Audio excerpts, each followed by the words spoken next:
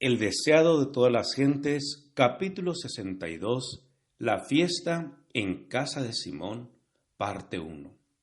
Este capítulo está basado en Mateo 26, 6 al 13, Marcos 14, 3 al 11, Lucas 7, 36 al 50, Juan 11, 55 al 57 y 12, 1 al 11.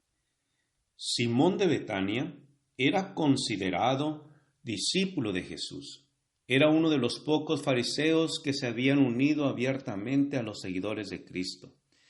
Reconocía a Jesús como maestro y esperaba que fuese el Mesías, pero no le había aceptado como Salvador. Su carácter no había sido transformado, sus principios no habían cambiado. Simón había sido sanado de la lepra, y era esto lo que le había atraído a Jesús. Deseaba manifestar su gratitud y en ocasión de la última visita de Cristo a Betania, ofreció un festín al Salvador y a sus discípulos. Este festín reunió a muchos de los judíos. Había entonces mucha excitación en Jerusalén.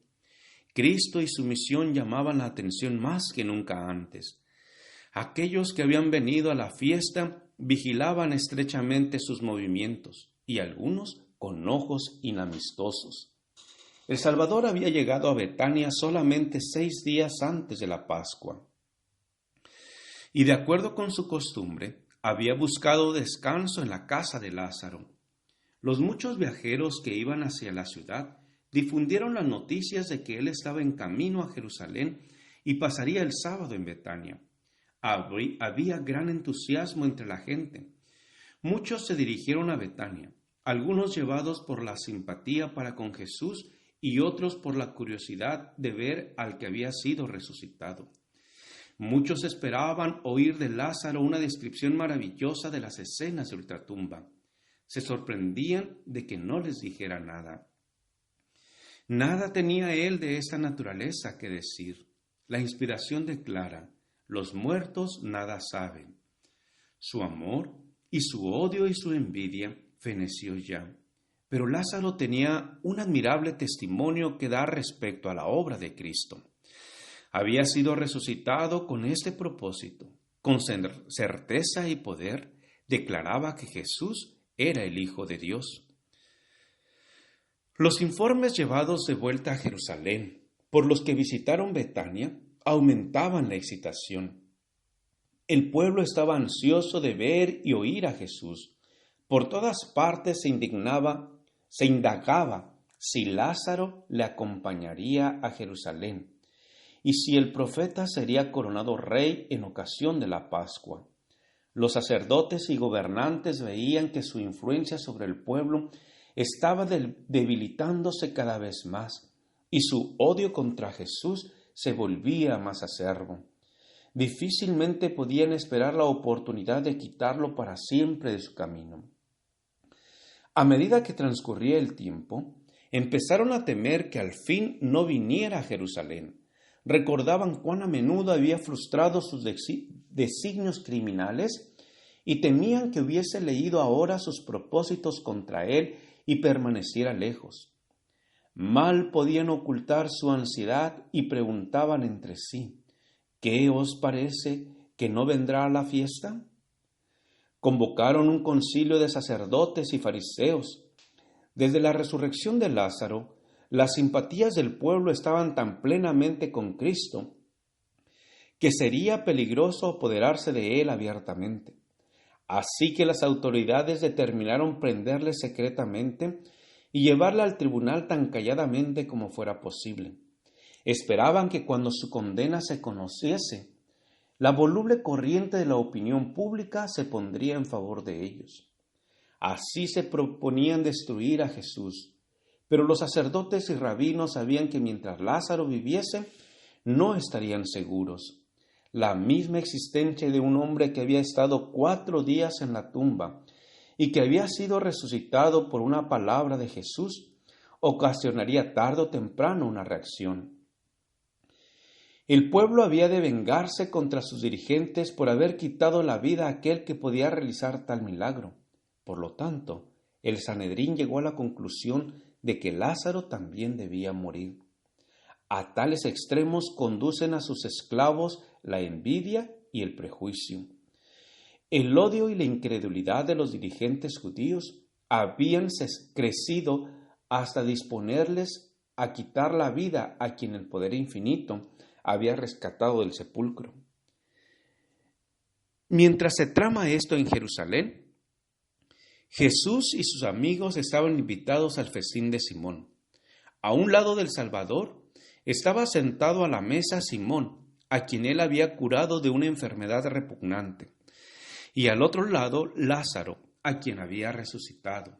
Marta servía, pero María escuchaba fervientemente cada palabra que salía de los labios de Jesús. En su misericordia, Jesús había perdonado sus pecados, había llamado de la tumba a su amado hermano, y el corazón de María estaba lleno de gratitud. Ella había oído hablar a Jesús de su próxima muerte, y en su profundo amor y tristeza había anhelado honrarle.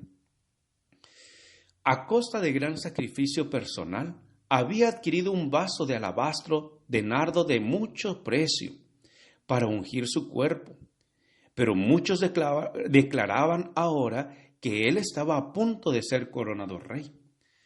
Su pena se convirtió en gozo y ansiaba ser la primera en honrar a su Señor. Quebrando el vaso de ungüento, derramó su contenido sobre la cabeza y los pies de Jesús, y llorando postrada, le humedecía los pies con sus lágrimas y se los secaba con su larga y flotante cabellera. Había procurado evitar ser observada, y sus movimientos podrían haber quedado inadvertidos, pero el ungüento llenó la pieza con su fragancia y delató su acto a todos los presentes. Judas consideró este acto con gran disgusto. En vez de esperar para oír lo que Jesús dijera sobre el asunto, comenzó a susurrar a sus compañeros más próximos críticas contra Cristo, porque toleraba tal desperdicio. Astutamente hizo sugestiones tendientes a provocar descontento.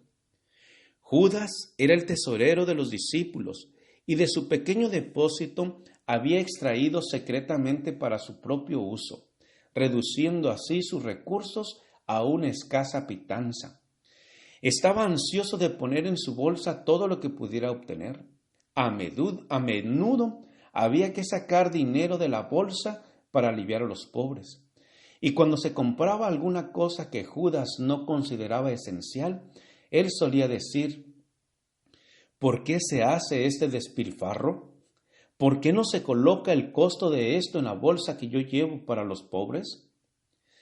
Ahora el acto de María contrastaba tanto con su egoísmo que él quedaba expuesto a la vergüenza, y de acuerdo con su costumbre, trató de dar un motivo digno a su crítica en cuanto a la dádiva de ella. Dirigiéndose a los discípulos, preguntó: ¿por qué no se vendió este ungüento por 300 dineros y se dio a los pobres? Mas dijo esto no por el cuidado que él tenía de los pobres, sino porque era ladrón y tenía la bolsa, y traía lo que se echaba en ella. Judas no tenía amor a los pobres. Si el ungüento de María se hubiese vendido y el importe hubiera caído en su poder, los pobres no habrían recibido beneficio. Gracias por escuchar este audio. Te invito a escuchar la siguiente parte. Jehová te bendiga y te guarde. Con aprecio, Pastor Juan Manuel Flores Espinosa.